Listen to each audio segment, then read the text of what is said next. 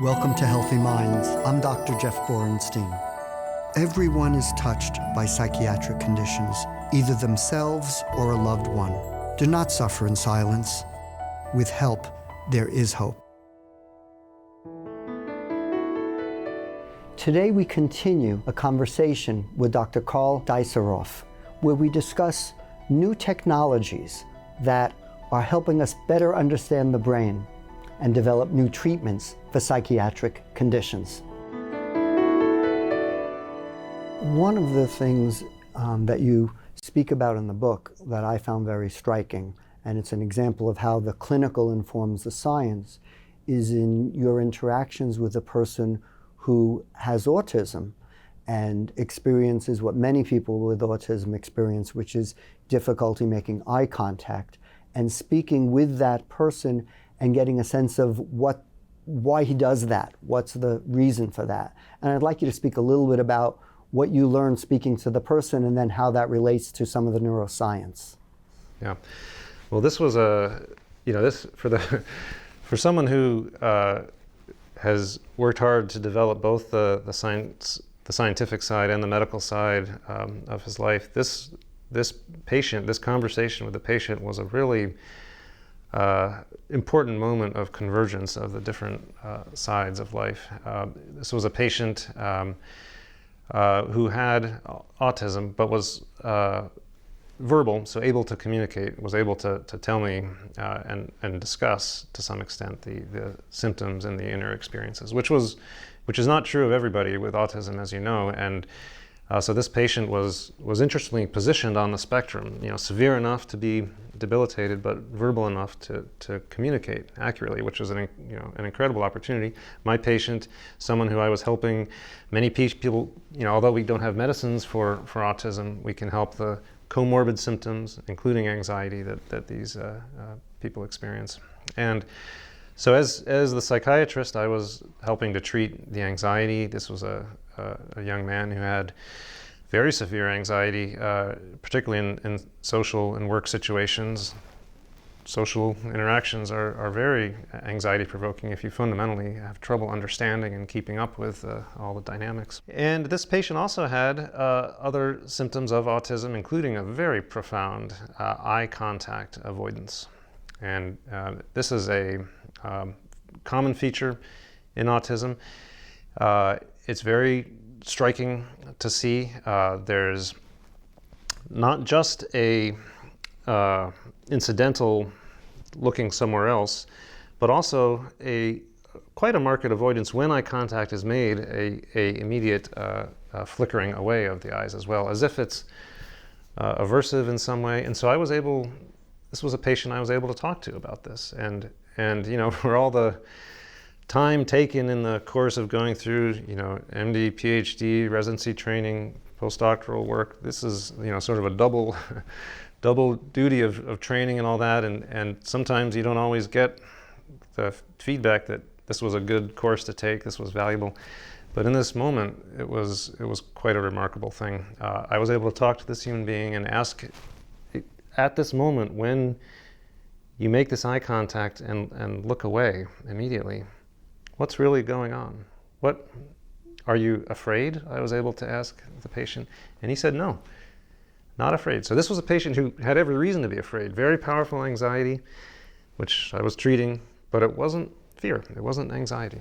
But I was able to probe deeper, just communicating with this human being who was my patient. And he said, after some back and forth, what we were able to establish was that it was a sense of being overwhelmed.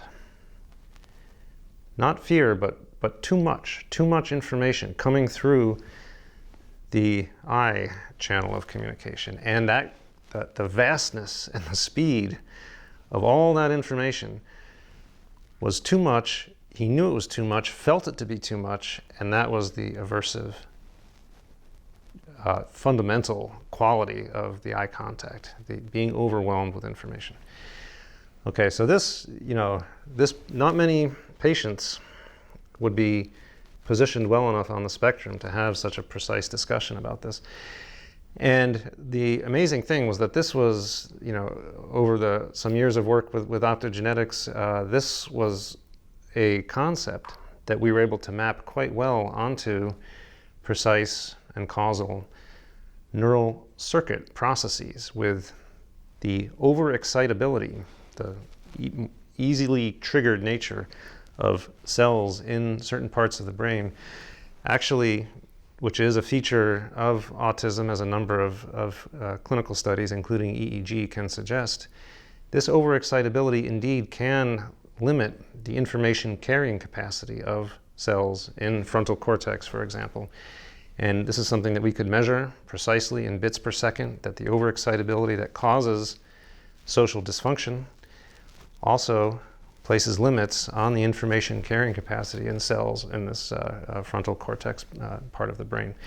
And so bringing these disparate concepts together, a human being's internal experience, just articulable enough with precise and causal information processing established in homologous circuits in mammals. This convergence was an example and became the focus of one of these human stories in projections. It's one example. There are others. There's eating disorders, there's mania, there's depression, there's grief and bereavement, dementia, and this is I think for the world, for the community, for the public to share, to appreciate that we're now at a point where these mysterious and complex altered human inner states, we can now talk about them with precision and causality. And that by having a conversation and listening carefully to what the person says, that could help lead to the science that can ultimately help that person and others, which exactly. is and tremendous. Yeah, and there was no way, if I, again, I feel gratitude to my former self who put in the time, the difficult times of internship and residency and all that to make it happen, because it was not 100% clear that such a convergence would happen. And so, and I give a tip of the hat to all the people out there now working hard at this convergence, so many people working at the interface of medicine and science and working to raise awareness, working to raise support. That convergence is where the ideas come from, and I'm grateful to everybody who's working at that interface. I agree with you, and grateful to the people who have such passion for doing this work. One of the things that you speak about in the book is the importance of, for want of a better phrase, ideas coming from the bottom up, instead of all of the having a large RFP saying, this is what you need to do. And I'd like you to speak a little bit about that in terms of science moving forward and how your science moved forward as a result of that.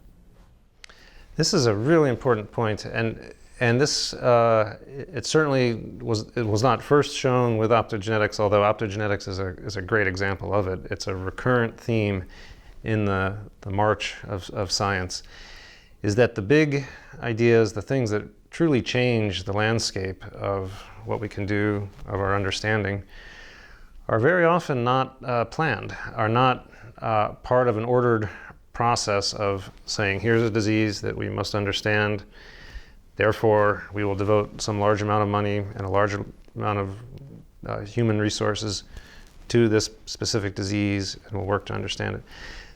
That can happen, but very, very powerfully, the big changes in our capabilities, in our understanding, very often come from completely unexpected directions.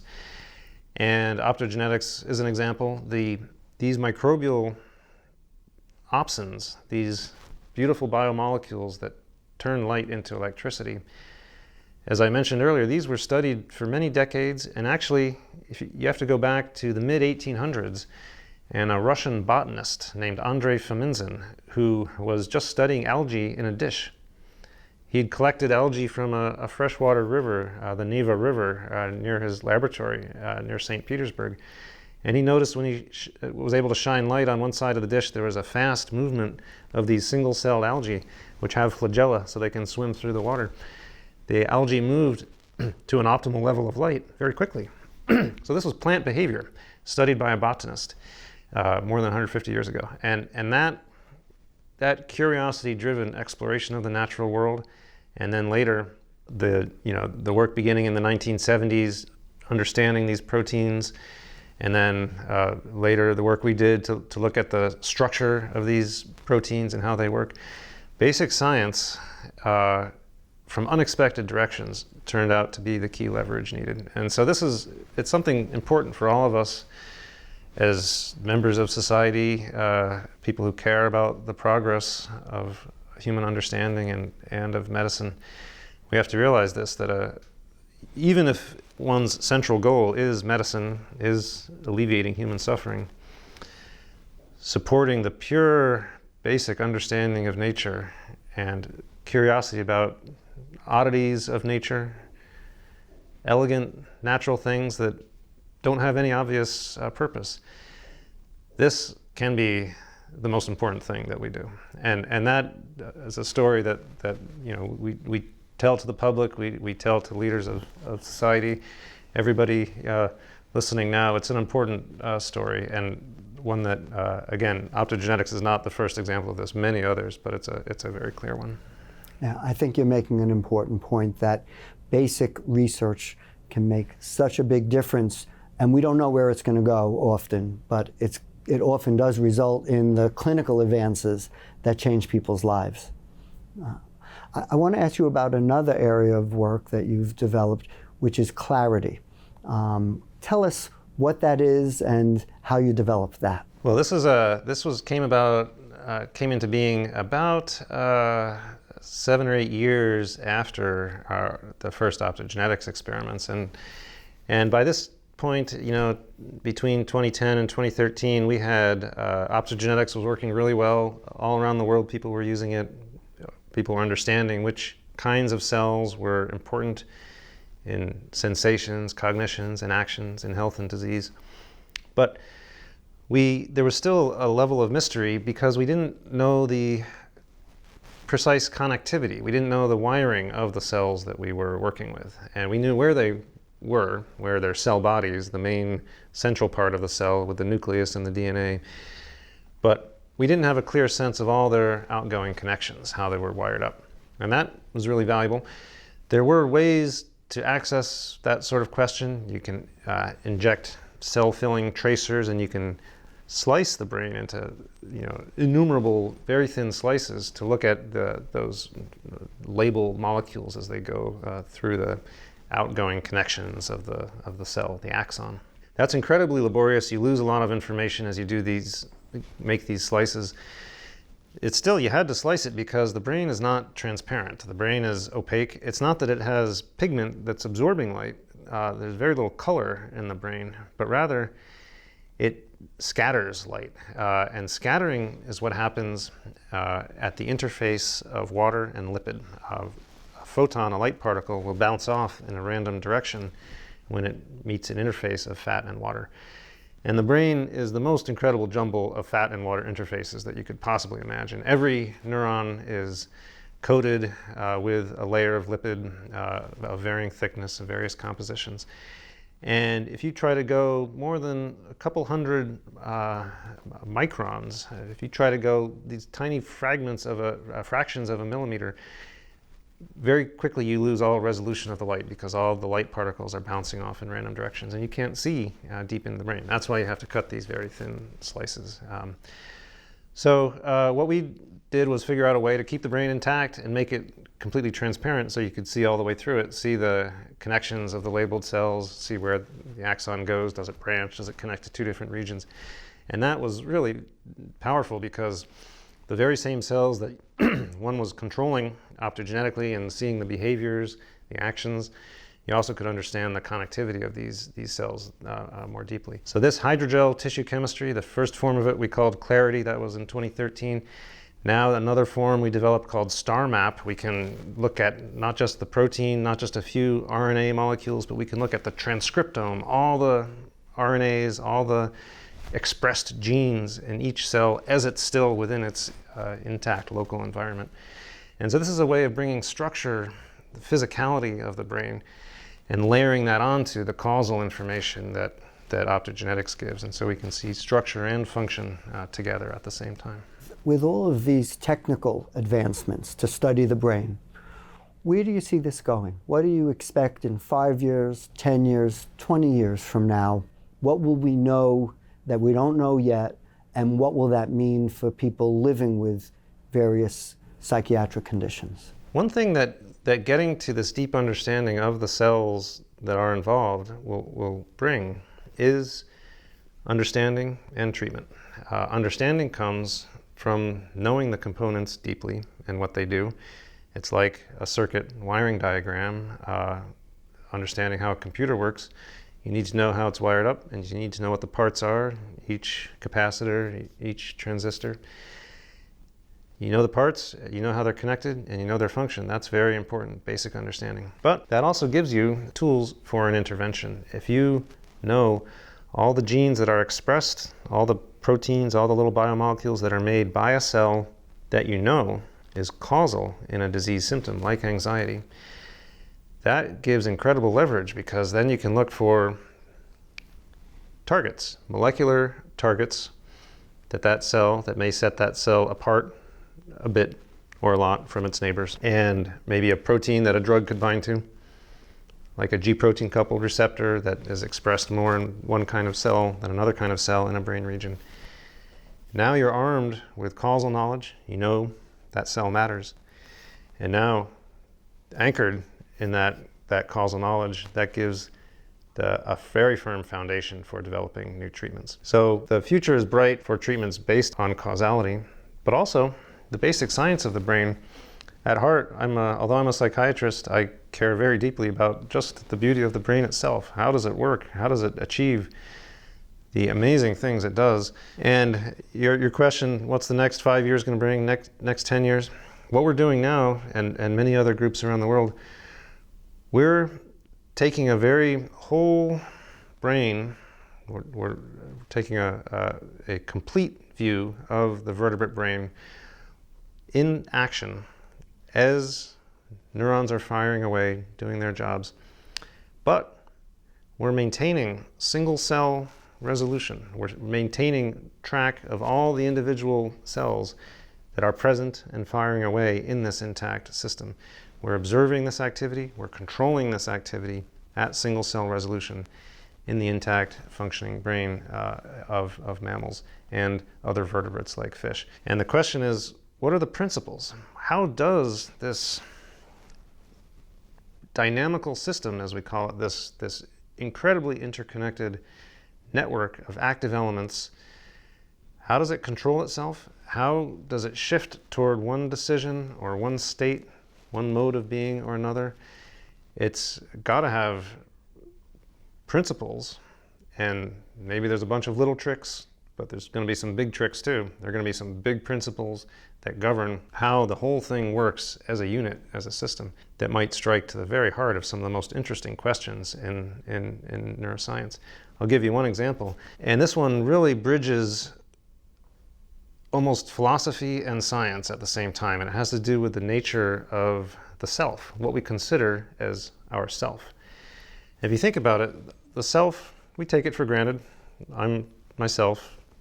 I have a body, I have some motivations, I have some thoughts and memories. But it's actually not obvious if you think about it a little more. How do I choose what parts of me are considered myself and what parts are not? It's not so trivial, and it matters a lot, and it matters clinically. In psychiatry, as you know, there's this state called dissociation, where parts of what's normally considered the self are no longer considered the self. And this shows up in PTSD, shows up in the dissociative disorders, borderline personality, shows up in trauma. More than 70% of people experiencing severe trauma will dissociate or develop a dissociative state. It can show up in drug use, PCP, ketamine, it can show up in epilepsy. So dissociation, you have this separation of the body where it's no longer considered part of the self anymore. The person is aware of sensations coming into the body. It's not numb, it's not anesthesia, but it doesn't matter because it's not considered part of the self. And this can be a debilitating state.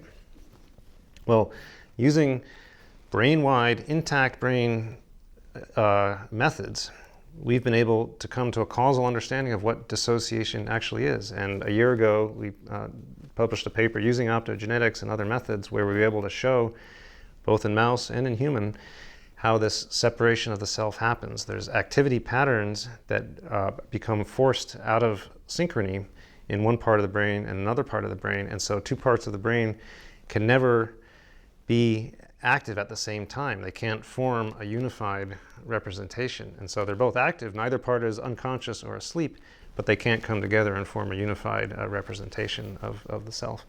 And so this is an example. It seems hard to believe that we could get to this state, but here we are, where we actually are able to do rigorous and causal experiments in mouse and human on these very high-level concepts, but anchored in this rigorous cellular level of understanding. In many ways, people say, we look at the high percentage of people that experience depression, anxiety, other illnesses, schizophrenia, bipolar disorder, and all of these disorders, and why do so many people have this? On the other side of the coin, given how complicated the brain is, the question may be, why doesn't everybody have something? Because there's so much there that could go awry. I'm wondering given your perspective, how you would respond to that question. Well, I think, the short answer is sure, everybody has something. And, I came to psychiatry, I'd been fortunate. I hadn't myself suffered a severe mental illness, but I wanted to help the people who were experiencing it, and I was very interested in it. But actually, I discovered a lot about myself while writing the book, writing projections, and it was only when the book was complete, it was almost as if I'd completed a decade-long period of psychoanalysis, because taking a step back at the completed book, I saw some themes that I didn't quite realize about myself until I'd written the book. And I talk about this a little bit in the epilogue of the book. And yeah, everybody's got some unusual things going on in their brains, and it takes sometimes a little thought, a little introspection, or a lot to sort that out. But that's the beauty of humanity, right? This is the incredible diversity that we have. Sometimes it works well in the moment, sometimes it doesn't. But this, in a way, this is also a major theme of the book, is we should cherish those differences, even those that don't necessarily work so well in the moment. Fully acknowledging the discomfort, the suffering, the disability that happens. The diversity of the human family is including in our internal states and the inner reaches of our minds is one of the most interesting and uplifting aspects of who we are as a family. Karl, optogenetics is used in scientific research. What potential is there in terms of actual clinical care for people with this technique? Optogenetics is primarily a discovery tool. This is how we will achieve understanding of the brain. And once we get to that level of understanding, any kind of treatment will become more powerful. Whether it's a medication that for the first time is specific for the cells that are truly causal in a symptom, grounded in the knowledge that optogenetics brings, or a brain stimulation treatment, again, guided now for the first time by causal understanding, which cells, which connections actually matter. This is the future where we have a deep understanding that optogenetics has brought us, and that's informed every kind of therapy. Now that said, just this year, my friend and colleague and collaborator, Botan Droska in Switzerland, he completed an optogenetic study in people. He took blind people, and he was able to make a blind person able to see again, to reach for objects on a table accurately that were not visible before to this person with retinal degeneration. He put one of the microbial opsins into the retina using genetic tricks of this human being, and was able to bring sight to the blind. And so that's the kind of thing that it can work in people. For psychiatry, I see it as optogenetics as a powerful tool for understanding, and all treatments will become more solidly grounded in what actually matters. I agree with what you're saying, and having the opportunity to help people who are experiencing difficulty is just so extraordinary, as you know, as I know. It makes such a big difference in people's lives. Karl, I want to thank you for all that you do, the extraordinary research, the clinical work, and all that you're going to do moving forward to move the field forward to help so many people. And I want to thank you for joining us today to share these extraordinary perspectives. Thank you. Thank you for taking the time. And I want to, again, thank all my patients and all my colleagues and students and everybody who's contributed to supporting the work, including all the wonderful work that you do along those lines. I'm very grateful. Thank you. Thank you.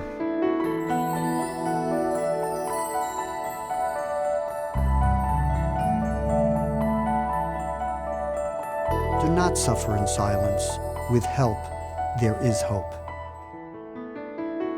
This program is brought to you in part by the American Psychiatric Association Foundation, the Bank of America Charitable Gift Fund, and the John and Polly Sparks Foundation. Remember, with help, there is hope.